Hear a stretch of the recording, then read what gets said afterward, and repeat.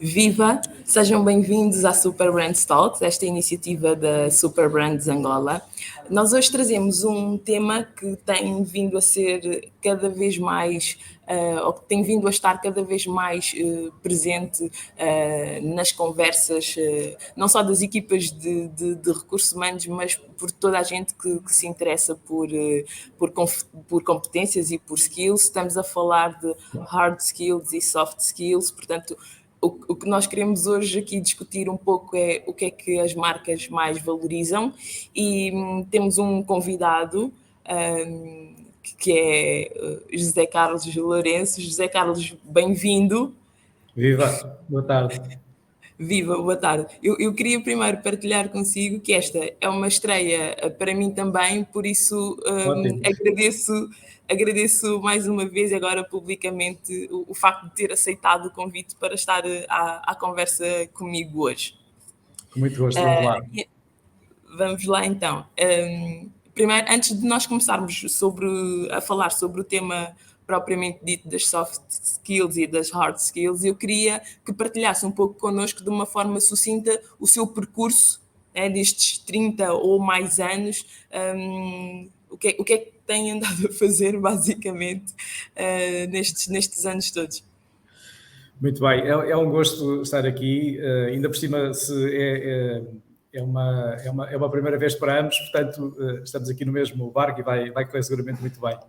Então, são precisamente 30 anos, portanto eu comecei a minha vida profissional em 1992 e no essencial ao longo da minha carreira, tirando um pequeno percurso inicial como consultor, fui executivo em várias empresas de vários setores de atividade.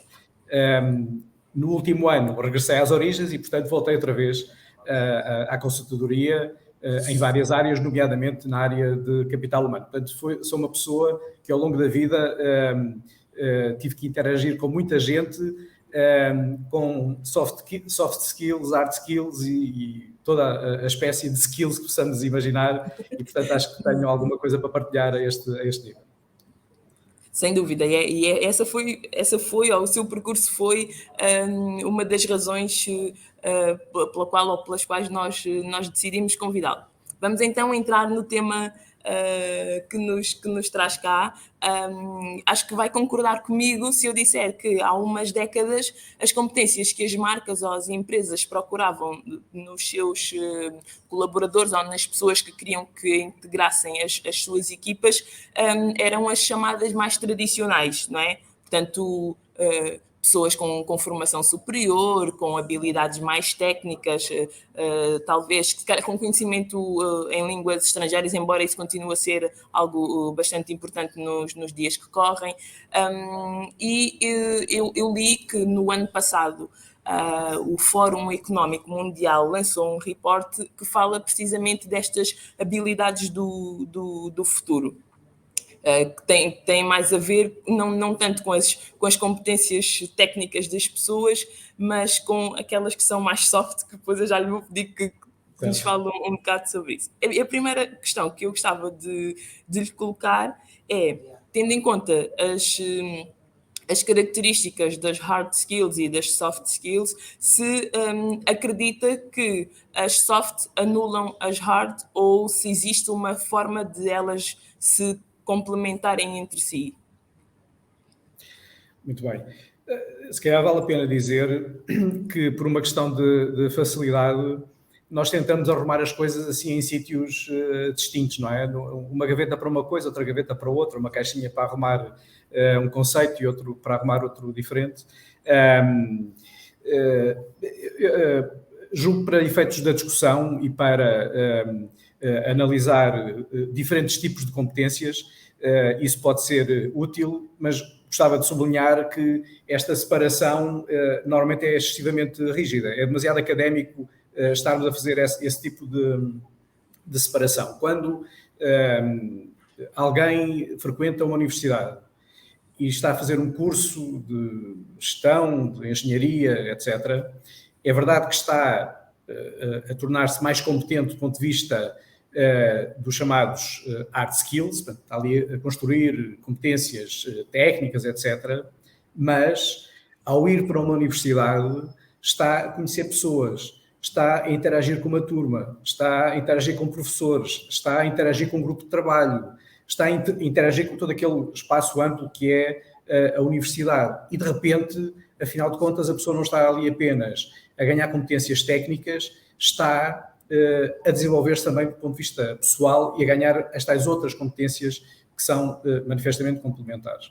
Portanto, eu diria, nesse aspecto, eu acho que a Maria está a colocar a questão de maneira um bocadinho desafiadora, não é? Para eu dizer, não, obviamente não se anulam, mas esta questão são mais importantes umas ou outras, ou quais são as que se sobrepõem, mal comparado, é quase como dizer se é mais importante o nosso esqueleto ou o nosso sistema nervoso para nos conseguirmos movimentar, não é? Portanto, em determinados contextos, provavelmente um pode-se sobrepor ao outro do ponto de vista da relevância, mas o que é muito, muito importante é que funcionem de forma articulada. E sobre a questão de que durante muito tempo as organizações tinham um foco eventualmente maior nas competências formais, provavelmente também estava associado a um tempo em que tudo era mais previsível, em que a mudança era mais lenta, em que havia menos surpresas. Houve gerações que não tiveram que lidar, gerações de gestores, de lideranças, que não tiveram que lidar com uma pandemia, que não tiveram que lidar com um contexto de guerra internacional que de repente faz com que planos muito bem detalhados, a 1 ano, 2 ou 3, de repente no espaço de uma semana ou de um mês possam ficar completamente postos em causa. E nesses contextos de mudança, nesses contextos de surpresa e em que as organizações têm que dar uma resposta muito rápida, muito ágil, de repente a capacidade de interpretar, a capacidade de conseguir sair fora dos planos previamente previstos, produzir ajustamentos rápidos e fazer com que as empresas continuem a fazer o seu caminho, passam a ser absolutamente imprescindíveis. Portanto, eu diria que estas competências estão para as organizações, tendo em conta os contextos e os tempos que as organizações vão vivendo. Num determinado contexto, provavelmente, há alguma que pode ser mais sensível ou mais indispensável, mas a articulação entre estas competências são o segredo, digamos assim, para um bom desempenho. Certo. Vou pegar agora na última ideia que o José partilhou sobre as competências que as marcas ou as empresas procuram podem ter muito a ver com o momento em que elas estão a viver. E agora, se calhar, ia lançar aqui outro desafio, que é, se nós estivermos, por exemplo, a falar de uma empresa ou de uma marca, no caso, que tem um posicionamento mais conservador, pode fazer sentido para essa empresa contratar pessoas que tenham mais hard skills, por exemplo, que sejam também elas mais orientadas para uma personalidade ou uma forma de trabalhar mais tradicional? É de facto uma pergunta desafiante na seguinte perspectiva. Por um lado, estes contextos de rápida mudança de que eu há pouco falava não são apenas, sobretudo quando são rápidas mudanças trazidas pelo contexto exterior, não são nem das empresas conservadoras, nem das empresas mais inovadoras. Apanha todos da mesma forma. Portanto, a capacidade das pessoas, das equipas, das organizações se ajustarem a esse novo contexto não escolhe perfis. Portanto, todos acabam por estar com o mesmo nível de exposição a essa necessidade de acompanhar os tempos e de conseguir ajustar-se. Eu, em todo caso, e cavalgando, no fundo, a minha argumentação inicial, mesmo no contexto de organizações ou de marcas que são vistas normalmente como tradicionais ou com uma pouco visível mudança ao longo do tempo, isso não significa que não haja muita inovação por trás. Muitas vezes as marcas são mais tradicionais na maneira que comunicam, mas têm um trabalho de inovação ao nível do produto, ao nível da experiência do cliente, ao nível de todos os aspectos que fazem com que, no fim do dia, sejam bem-sucedidas, para as quais todos estes, mais uma vez, todos estes skills, hard, soft, eu normalmente quando entro nestas discussões dos soft skills, porque o hard, não é, parece ser uma coisa mais pujante, o soft parece ser assim uma coisa ligeirinha, que está ali só para decorar. Eu para desafiar a discussão, normalmente digo, não se deve dizer soft skills, deve-se dizer power skills, que assim já põe, não é, no mesmo nível da discussão o tipo de conhecimentos e outros. Portanto, nessa perspectiva, eu compreendo a pergunta, mas seja porque todas as organizações estão expostas ao mesmo contexto, não é? Todas as organizações, todas as marcas foram levadas por este furacão que foi a pandemia. Todas tiveram que se adaptar em muito curto espaço de tempo. Todas tiveram que se relacionar com os clientes de maneira diferente. Isso por um lado. Por outro lado, ser mais tradicional ou mais inovador, ou mais irrequieto, se quisermos pôr a questão nestes termos, falando de marcas, isso não significa que por trás não haja muito trabalho de perceber quem é o cliente, de perceber como se pode melhorar o produto, em última análise, como é que se consegue estar permanentemente a inovar na experiência dos clientes. Portanto, nesse domínio, eu acho que todos os perfis são interessantes para qualquer tipo de organização. Okay. Agora, o José Carlos, enquanto profissional da área do capital humano, né, e de outras áreas, quando o que é que o José Carlos procura quando quer contratar alguém? Claro que depende muito do tipo de cargo ou de função que é necessário para a empresa, para a marca, para a organização, mas o que é, de uma maneira geral, existem competências gerais que servem qualquer tipo de função? Na sua opinião? Sim. Bom, quando queremos contratar alguém, normalmente a melhor solução era tipo uma espécie de canivete suíço. Aqueles canivetes, não é, que têm aquelas todas as múltiplas funções. Então, esse é o perfeito, não é, porque vem com tudo o que é necessário e pode depois fazer todos os lugares. Agora, de facto, o contexto, as circunstâncias, os objetivos de uma função em particular têm uma grande influência no perfil que deve ser previamente desenhado antes do processo de contratação. Não há nada pior do que se olhar para um candidato que tem características muito interessantes, mas depois há ali quase que um divórcio entre essas características muito interessantes, intrínsecas daquele candidato e daquilo que é necessário fazer no posto de trabalho que ele é suposto vir ocupar. E se isto é importante quando estamos a falar de alguém de uma forma isolada, fica ainda mais importante se estivermos a falar no contexto de uma equipa. Uma equipa tem muito a ganhar com a sua diversidade. Uma equipa, quando as pessoas são todas iguais, é muito mais fácil de gerir, porque potencialmente há menos atrito e, portanto, as pessoas estão muito mais facilmente alinhadas. Mas o que se perde em ausência de conflito, normalmente também se perde em termos de inovação, de olhares diferentes sobre os mesmos problemas, de procura de soluções, sobretudo quando é preciso inovar, quando é preciso fazer diferente. Portanto, eu diria que há um aspecto que é aquele posto de trabalho em particular que pretendemos preencher e há outro aspecto que é a equipa onde a pessoa irá desempenhar o seu trabalho.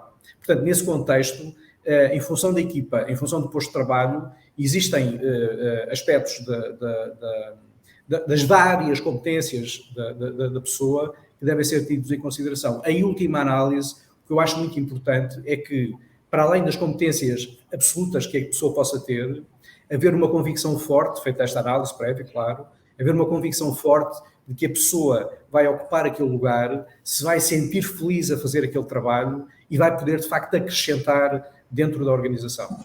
Esse é o aspecto fundamental. Trazer pessoas com competências muito interessantes, mas que estejam desenquadradas das necessidades para fazer aquele trabalho, é meio caminho andado para que as coisas mais tarde ou mais cedo depois não venham a correr bem. Muito bem. Falando agora mais especificamente do mercado angolano, quais é que consideram ser ou qual é que considera ser, se calhar é só um, o maior desafio das equipas de recrutamento e de seleção? O que é muito difícil de encontrar aqui em Angola? Existe alguma coisa que seja muito difícil de encontrar? Alguma competência que seja muito difícil de encontrar? Sim, sendo para dar uma resposta, preciso fazer aqui um contexto. Não é? Nós estamos a falar de um país que tem menos de 50 anos, 47 anos. Certo. Se descontarmos a esta duração, um período muito conturbado da guerra civil e em que o país não funcionava de maneira mais normal, digamos assim, estamos a falar de um país que tem cerca de 2 décadas. E, portanto, a todos os níveis, as suas instituições, é um país muito jovem e as suas instituições também são elas muito jovens. E as próprias pessoas também são elas muito jovens, não é? E para além de tudo mais, temos uma média de idades muito baixa, não é? Abaixo de 20 anos, o que faz com que seja a dimensão dos desafios, seja a dimensão das oportunidades, são absolutamente fantásticos. Isto significa que, no caso concreto do que estamos a falar, aquilo que eventualmente noutros países, com um percurso mais longo, nomeadamente ao nível das universidades, da formação profissional, há já um caminho feito e daí saem pessoas com um nível de preparação mais competitivo para o mercado de trabalho. Em Angola ainda estamos a fazer esse percurso. Em Angola são nas empresas muitas vezes que as pessoas têm uma formação on-job, de contacto com a realidade,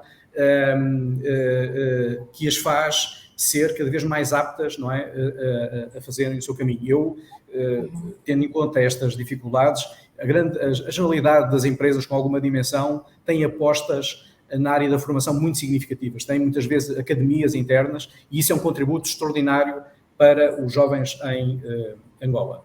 Dito isto, eu diria que, em função de todo este contexto, por isso eu me esforcei no contexto, é normal que funções com um grau de complexidade técnica mais elevado, funções com níveis de experiência, com maior número de anos de experiência, tendam a ser mais difíceis de encontrar. É um caminho que é necessário fazer. No caso muito concreto, estamos a sair de um período de recessão e não de crescimento. Em períodos de crescimento, normalmente as empresas têm a capacidade de gerar maior número de postos de trabalho para absorver maior número de pessoas.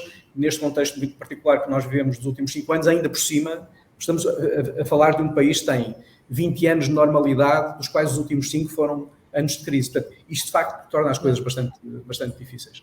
É um caminho que vamos ter que continuar a fazer, das empresas, do Estado, todos a investir no sentido desta população tão jovem, não é, que tem tanto potencial. Eu tenho experiência também de gestor aqui em Angola, de vários anos, e a experiência que eu tenho é que as pessoas são sedentas de oportunidades e normalmente agarram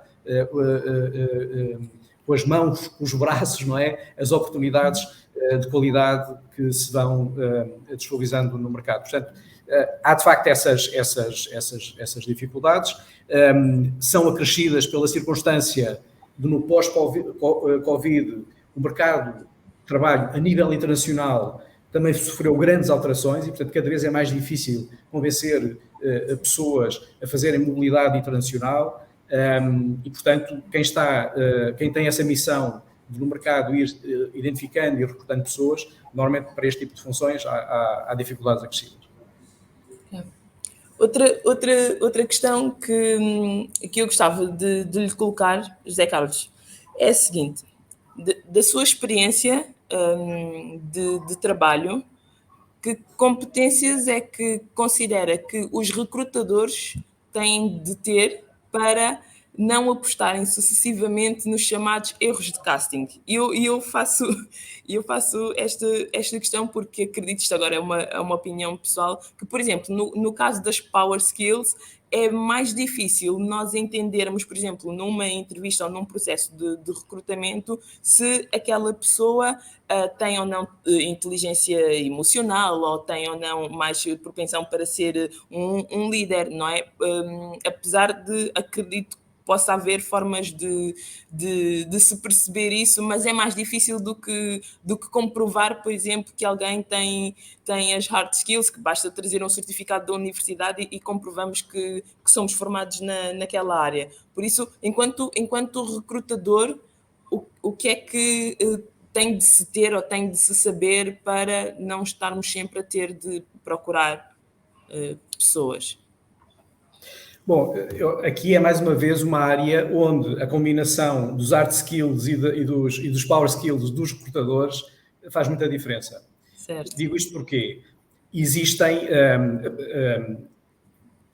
recrutar, selecionar, identificar um candidato não é uma ciência completamente exata, não é? Portanto, há aqui aspectos de valorização que têm essa dificuldade intrínseca. Mas há muito trabalho que pode ser feito no sentido de mitigar o potencial de erro. Há técnicas, há metodologias que fogem da fezada, não é? Eu tenho fé que aquele candidato é que vai ser. Não, quer dizer, há trabalho analítico que pode e deve ser feito, tendo em conta os diferentes perfis de candidato, há abordagens diferentes, e depois há a experiência do recrutador. E eu recuperava um aspecto que referi anteriormente sobre tentar ler muito bem as motivações de quem tem o posto de trabalho para ser preenchido e as motivações do candidato. É porque, mais uma vez, podemos estar a falar de um posto de trabalho muito interessante e de um candidato muito interessante. Mas se aquele candidato não for o candidato certo para aquele posto de trabalho, se esta ponte não se vier a verificar, ou a empresa ou o candidato, se calhar mais cedo que tarde, vão acabar por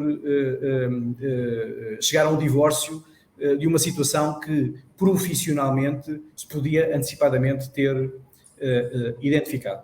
Portanto, muito importante fazer trabalho de casa. Os recrutadores profissionais têm metodologias testadas que normalmente têm um bom resultado. Conhecer muito bem as empresas para as quais se vai recrutar, no sentido de perceber quais são as expectativas, que posto de trabalho específico é aquele, e depois fazer este casamento entre o posto de trabalho que precisa ser preenchido, o projeto que precisa daquela pessoa e a pessoa que depois vai executar aquelas funções. Muito bem. E certamente, até muito pelo que o José já partilhou connosco, já trabalhou foi das primeiras coisas que disse, já trabalhou com várias pessoas de diferentes personalidades, e eu iria perguntar se existe algum tipo de denominador comum, talvez, que permita gerir tantas pessoas tão diferentes na mesma equipa ao mesmo tempo.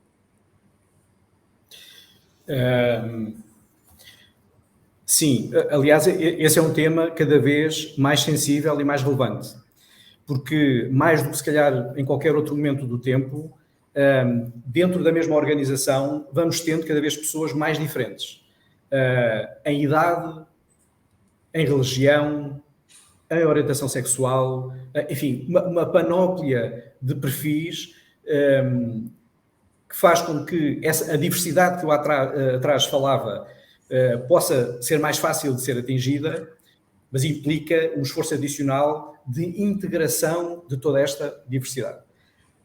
Há um aspecto absolutamente fundamental que é a organização ter a cultura certa, a cultura da empresa. Ao desenhar-se um espaço onde cada um, na sua diversidade, possa acrescentar valor, independentemente das suas funções, de liderança, de execução, de criatividade, enfim, do que seja, essa empresa estará seguramente muito mais próxima de ter uma equipa de alta performance do que noutra empresa onde estes aspectos sejam simplesmente ignorados, hajam regras muito estritas, quem chega tem que se simplesmente adaptar e se não estiver feliz tem que procurar outro projeto. Isso é um aspecto que é cada vez mais importante nas organizações, em Angola, mas no resto do mundo, as lideranças olharem para as suas equipas e tentarem perceber, identificarem que essa diversidade é uma fonte de criação de valor muito, muito importante. Estamos a falar disto, sobretudo, em contextos em que a criatividade, por exemplo, é decisiva. quando estamos a falar de um ambiente de criação de marcas, de animação de marcas, desenvolvimento de marcas, isto são fatores absolutamente decisivos, mas o contraponto desta diversidade e deste potencial é criarmos um contexto em que as pessoas se sintam bem. E o sentir bem implica, naturalmente, fazerem aquilo que é necessário, porque a empresa existe para atingir os seus objetivos. As marcas hoje têm normalmente métricas muito precisas, precisam de ser atingidas. Mas quando eu digo as pessoas sentirem bem, é sentirem-se verdadeiramente felizes, que possam estar com um compromisso elevado, que possam contribuir para o propósito da organização e, fazendo juntos essa caminhada, conseguir que as marcas deixem de ser apenas marcas e, por exemplo, passem a ser super brands. Muito bem, muito bem. E agora, para terminarmos, vou lançar-lhe o último desafio, pegando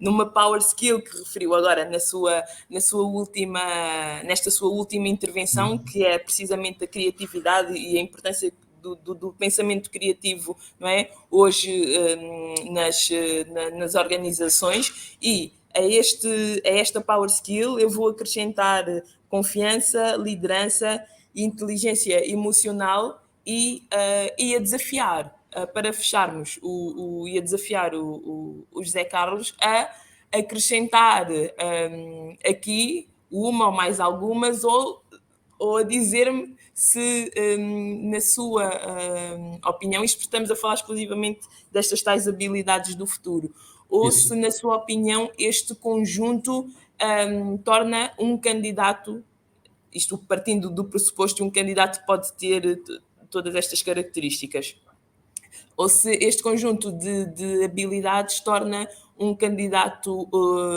forte num processo de recrutamento. Ou isto, o que eu estou a dizer, é algo absolutamente idílico e é impossível alguém ter tantas destas capacidades, ou ver isto tudo numa só pessoa. Não é idílico. Naturalmente que as pessoas, dependendo do seu estágio de evolução, dependendo das experiências anteriores que tiveram, podem ter algumas destas capacidades mais desenvolvidas e outras ainda em potencial para serem desenvolvidas.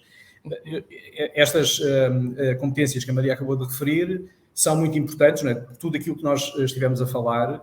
Eu acrescentaria, sublinharia a estas as questões da diversidade, da convivência com a diferença. Nós hoje vivemos num mundo absolutamente global, não é? Nós temos, no dia neste momento em que estamos a falar, houve um país que gastou 220 mil milhões de dólares para organizar uma das maiores competições do mundo. E, portanto, isso é um investimento massivo no sentido da sua afirmação no contexto internacional, e, de repente, por questões que estão neste domínio da tolerância, exatamente, ou seja, são temas que se calhar foram menos previstos quando estavam a planear a sua abordagem a este evento, estão a gerar provavelmente uma imagem que não era aquela que eles antecipariam. Sim. E isto, à escala global, acontece à escala dos países, não é? Nós temos a equipa do Irão, que hoje, no dia em que estamos a gravar, teve uma grande vitória no Mundial, e que dedicou às pessoas que no seu país têm opiniões contrárias ao poder estabelecido, etc. Portanto, isto são temas que hoje têm uma relevância à escala global. Quando nós estamos a falar disto, não nos podemos depois divorciar, enquanto cidadãos, no nosso contexto familiar, no contexto da nossa organização, no contexto do nosso condomínio, na nossa cidade. São tudo valores que têm um impacto cada vez maior em tudo aquilo que nos rodeia. Portanto, se estamos a selecionar um colaborador, e se queremos uma empresa em que a diversidade e a integração dessa diversidade seja um aspecto absolutamente fundamental da criação de valor que essa empresa gera, esses valores também têm que estar com a pessoa, não é? São valores adicionais que reforçam as minhas power skills, não é? E que tornam, de facto, quem conseguir, nestas diferentes dimensões, ter performances, ter uma experiência vivida e ter um desempenho altíssimo, começa, obviamente, a ficar com um nível de competitividade no mercado de trabalho absolutamente extraordinário. E acho que vale a pena toda a gente ter isso em consideração. Muito bem. José Carlos, muito obrigada mais uma vez.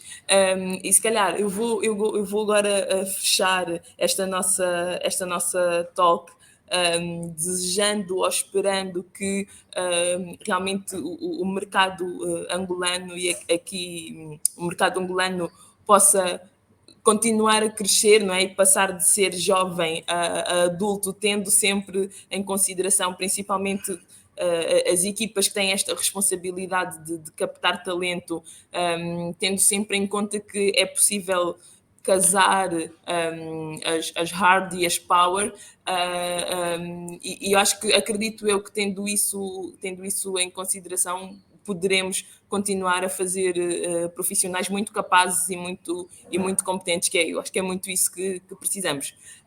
Agradeço mais uma vez e Foi um gosto. muito obrigada e até à próxima. Até à próxima. Parabéns pelo programa. Obrigada, José Carlos. Até um dia.